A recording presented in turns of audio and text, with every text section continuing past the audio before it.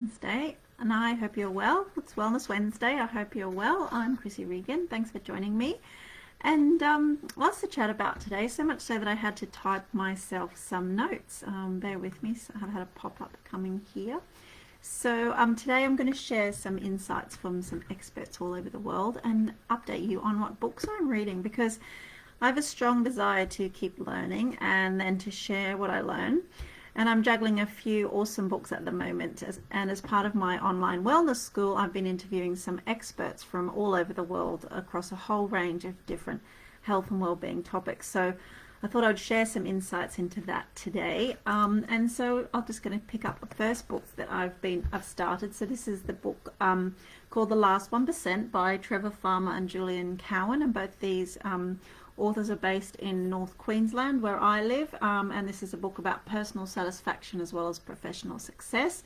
So I'm really looking forward to more in-depth reading about that. And the second book I'm going to show you is called The Art of Intentional Living by Maurice Harvey Hall. Maurice Harvey Hall is based here in Townsville, where I live. And I'll be interviewing Maurice very soon as well for my wellness school, as he was my first mindfulness teacher. So that's super exciting, and I'm enjoying the first few chapters of Maurice's book, so that is very cool. And then both of those books have the same publisher as me, which is an independent Australian publisher called Ultimate World Publishing. So yesterday I stopped by the local library with my 6-year-old, and I was drawn to two books which I'm going to show you. And the first one was this one called Mindfulness for Busy People, and it's turning from frantic and frazzled into calm and composed, and I think we all need some of that. And I have embraced mindfulness and all of its benefits, but also how to apply the principles of mindfulness in a busy life. And as a mum, you need to call on mindfulness many times a day to reset your mental and emotional state. And indeed, step 3 of my book is actually called Mindfulness, and I share in there kind of helpful and somewhat quirky hints and tips how to remain mindful when life isn't going quite to plan. And as a mum of very small children, not many days go to plan. So that's really interesting, because I like to learn different aspects from different people.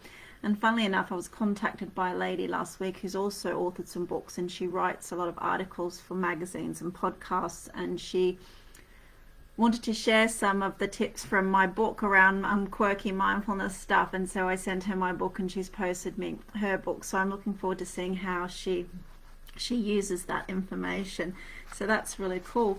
And another book I picked up yesterday, which I'm really enjoying very much, is called How to Say Yes When Your Body Says No. And this is so common for many of us when we're tired or we're sick or exhausted. Our body is saying no. So we need to learn how to say yes, saying yes to life, yes to health. And this book was written by Lee Jampolsky, who's a renowned psychologist in the US. He talks about, rebuild. When I talk about in my book what I learned organically for me, how to rebuild my mind, body and spirit, he actually references a lot of that almost in the first 2 chapters of his book. And he's a leader in human psychology and human potential in the USA. So what I felt quite reassured about is that all the messages that in my book, kind of, which came to me quite organically about rebuilding my mind, my body and my spirit, it's also kind of covered in here, but just in a slightly different way. And so he talks about how our thoughts, our feelings and our beliefs can make us sick and keep us sick. And only after he was seriously ill for the 4th time did he start to understand this fact and embrace it and own it and be accountable for his thoughts, his feelings, his lifestyle and so on and so forth. And he talks about post-traumatic growth. Now, I feel that I have enjoyed quite a bit of post-traumatic growth after 2 traumatic experiences with becoming a mum and other health conditions that I've had. So I subscribe to the fact of post-traumatic growth. I also subscribe to the Buddhist philosophy of growth through pain or growth through insight.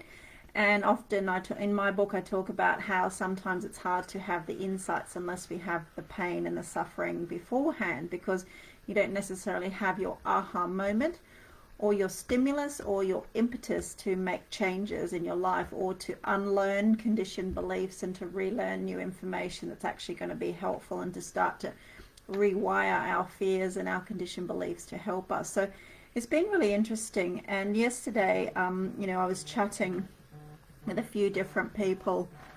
Sorry, my phone's ringing.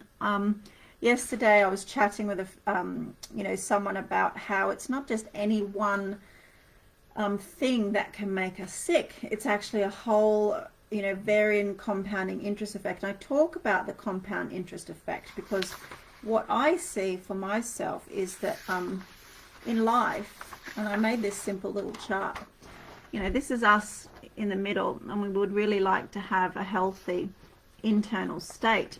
But our internal state is impacted and affected by so many different things, which includes, environmental toxins, household toxins, mental and emotional frustration, professional environment, relationships, emotional trauma, food toxins and stress toxins. And all of those things combined go into, affect our internal state. So it's not necessarily just any one thing that may cause us to become ill, but it could be a whole compounding effect of all of these things. So if we have high levels of professional stress, personal stress, mental stress, trauma, PTSD, we live in a toxic environment environmentally, or we have a lot of toxins in our house, all of those things combined can build up in our body.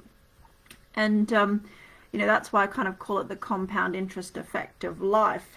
It's no one thing specifically that will sink your ship, but it's a whole range of different things which affect levels of inflammation in your body, how toxic your body is, low immunity, poor diet, sedentary lifestyle, and so on and so on. So all of these elements together have a compounding effect on your health and well-being. And when I recognize myself becoming stressed or overwhelmed or fed up or angry, I remind myself of the physiological damage that I'm doing to myself on a cellular level. I hope you can hear me, because I've just noticed that my mute button was on, so let's say you may not be able to hear me. My microphone might have been muted. Okay, so if my microphone was muted and you haven't heard everything I've said, I'll post it in the comments after. But basically, that's growth through pain and growth through insight. So that's really interesting. And in my book, sorry, I got lost.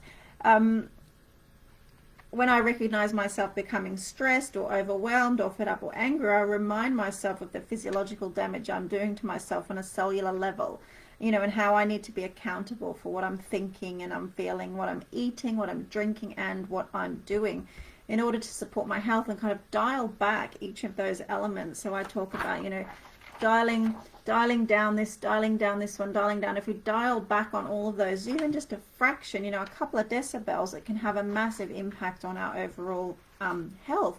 And that's really, really important. Just small tweaks in those areas can really help us. So last year I did an audit of the chemicals in my home, what I wash my clothes with, what I wash my dishes with. I became more environmentally conscious about the impact of pollution on my own health as well as my small kids. Environmental pollution, water pollution affects brain, lung development, hormones. We see higher rates of ear, nose and throat issues. And it's quite frightening as a parent when you think about it, because even in regional areas where you think, oh yeah, our air's clean, we have a blue sky, and oh, our water's clean, but actually, it's all of the build-up of toxins over a long period of time that are going to impact us, not just on any given day. So, we're not really immune to these elements. In my interview with Rhonda Muller earlier this week, we talked a little bit about all of that, and I'll just quickly show you. So this interview with Rhonda Muller, which is posted in my closed Facebook group and inside my wellness school, we talk about epigenetics, nutrigenomics, we talk about gut health, we talk about therapy, laying, and so much more. I've had amazing feedback from women of different ages who've watched this interview, because it's relative to adults as well as children. And next week I am super excited to interview Lawrence Dochin from America.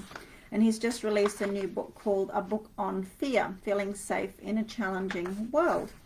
So I met Lawrence through eHealth Radio in New York, who've been interviewing me recently for a series of 6 interviews on health and well-being. And I will be asking Lawrence, what fears has he had to unlearn over time? What fears of not being in control, and why some of us are more attached to control than others, and ultimately why many people have yet to come to an understanding of the role really that fear plays in our life and how to overcome it. So I'm quite excited to interview Lawrence, and if you're interested in his book, you can check it out on Amazon. And I'll share that interview in the Wellness School and my close Facebook group next week. So all of those books, interviews, are an opportunity to share and learn, and I feel, for me, that's really an amazing gift. I'm really happy to have a chance to share this work with other people and to highlight, the pertinent things from my point of view, because I recognize, holistic health isn't just about, it isn't just about, going for massages and going for chiropractor and eating healthy. It's so much, much, much more than that, really. If you want to have holistic health, you need to look into every aspect of your home and your work environment, your relationships and your life, and what you put into your body and what you allow into your mind, and what you also put out to society. So there's so much more to health and wellness than probably we ever really give credit for. So that's really cool. So what's next for me is that I've been working on book number 3, and book number 3 is a children's book which is already written. I've written the story. Next week I'm meeting with the artist to start brainstorming the pages, and I'll be sending it off to an editor very soon. So hopefully that project will come to fruition the 3rd quarter of this year. I have another two adults book which I'm mulling on at the moment as to which idea to pursue first, but I'm not making a rush decision. I will kind of wait to see which idea rises to the surface most organically, and if they both rise to the surface organically, then that's really cool too. So next week I'm being invited to sit on the Author's Porch in America, which is an interview for authors, and I'll be a guest on that show called the Author's Porch. So that's super cool, and I'm looking forward to meeting the ladies who are going to be managing that. And Friday the 12th of February is Lunar New Year. So who doesn't want to start 2021 all over again?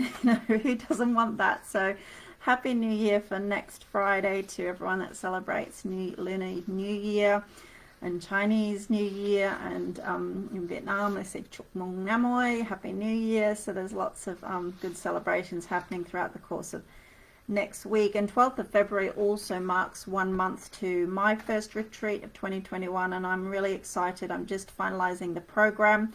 We've got women coming from all over North Queensland as well as Sydney, so it will be a great mix of ladies. And in the next few days I'll be posting a series of dates for free wellbeing seminars in Townsville, following on from my grant from Mentally Healthy City Townsville. So I just want to say thanks for watching. If you're interested in any of the books that I've talked about, or chatting about holistic health and well-being, please just drop me a message. And if you want to join the closed Facebook group, then you get access immediately to all of these amazing interviews with experts all over the world. So much great content to enjoy and to learn from people, and also bonus stuff from myself. So the Wellness School, we're now into step 2 of the Wellness School of the 12 Steps to Unbreakable Mind, Body and Spirit. So I'm excited to release in a phased way that content to people. So thank you for watching. Have an awesome rest of your week and February, and I will see you again soon. Take care. Bye.